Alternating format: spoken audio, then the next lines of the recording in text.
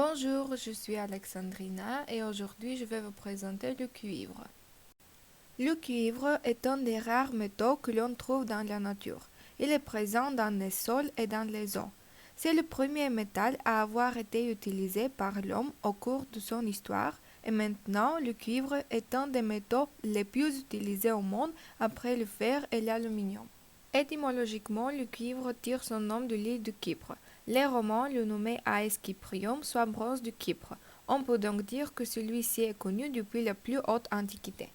Le cuivre est l'élément chimique du numéro 29 du symbole Cu. C'est un élément du groupe 1er B de la période 4. Le noyau de l'atome du cuivre est constitué de 29 protons et de 35 neutrons. Son cortège électronique comporte 29 électrons.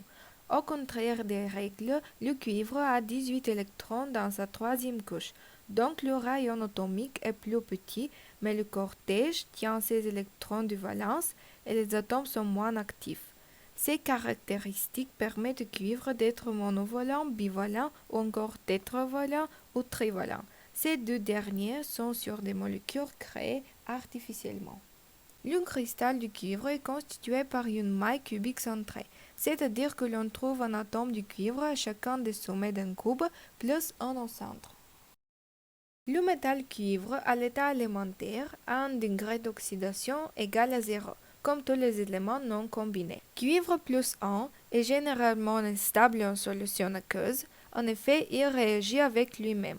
C'est l'auto-oxyréduction. Il se rencontre dans des solides, par exemple l'oxyde cuivre. Cuivre plus 2 est l'état stable en solution aqueuse. Il existe aussi cuivre plus 3, mais c'est assez exotique entendre par le produit du labo et instable aussi bien à l'état solide qu'en solution. Le cuivre est un des métaux qui sont rarement trouvés dans la Terre. Il est seulement 0,003% de la masse de la croûte terrestre.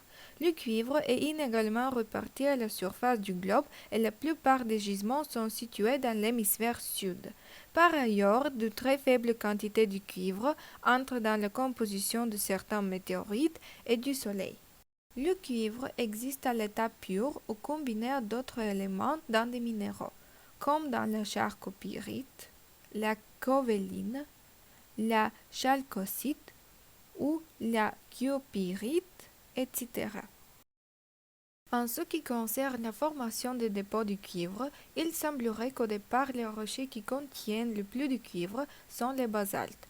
Son Clark est de 55 à 70 grammes à la tonne.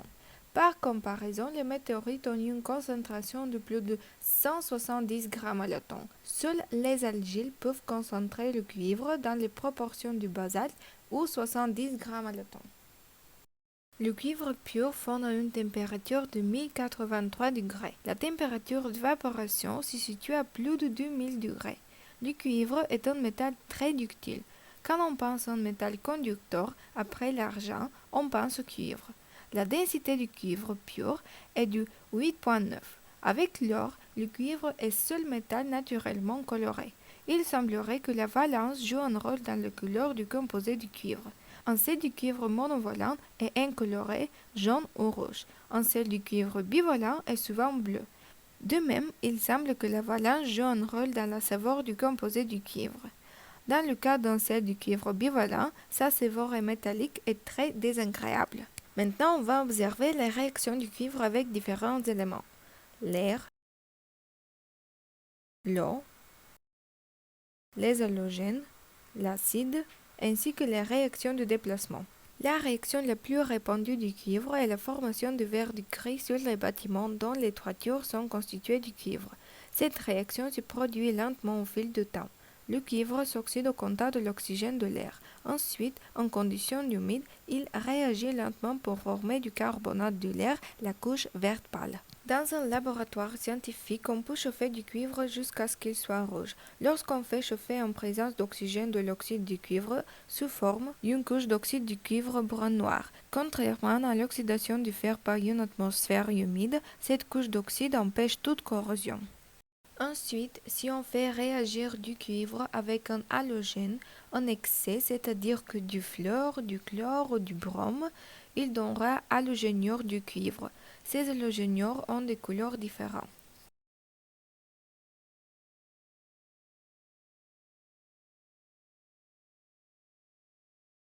Ensuite, ce sont les réactions entre le cuivre et certains acides dilués ou concentrés. Il y a deux possibilités, la réaction avec l'acide sulfurique ou l'acide nitrique. En revanche, le cuivre ne réagit pas avec l'acide chlorhydrique. Lorsque le cuivre réagit avec de l'acide sulfurique, se produit du dioxyde de soufre qui est toxique. Le cuivre donne de l'oxyde d'azote lorsqu'on le met dans l'acide nitrique dilué. Dans l'acide nitrique concentré, en revanche, il donne du dioxyde d'azote qui est toxique. On obtient souvent du cuivre dans les réactions de déplacement et c'est dû à sa faible réactivité. Par exemple, le cuivre dans une solution de sulfate du cuivre sera déplacé si on ajoute n'importe quel métal se trouvant au-dessus du cuivre dans la série d'activité. Les composés du cuivre sont innombrables tant ce métal se lie à tout. On va observer deux exemples. On commence par les oxydes.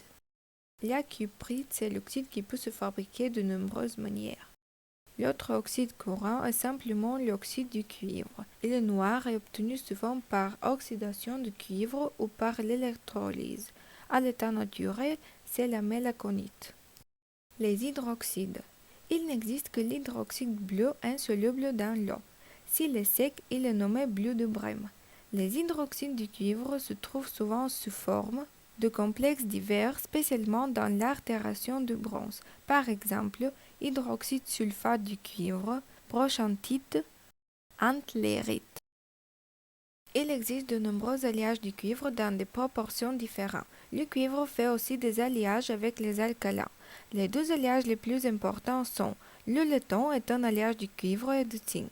Le bronze que l'on connaît très bien est un alliage du cuivre et d'étain. Maintenant, on va regarder une vidéo qui nous permet de voir une expérience difficile à réaliser dans un lycée.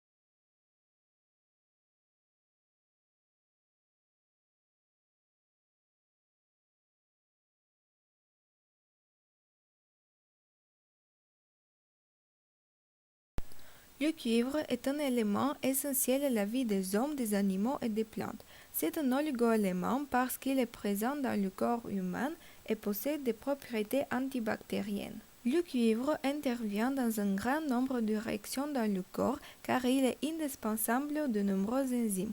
Il intervient notamment dans le maintien du tissu conjonctif et des os ou encore dans le fonctionnement du système immunitaire.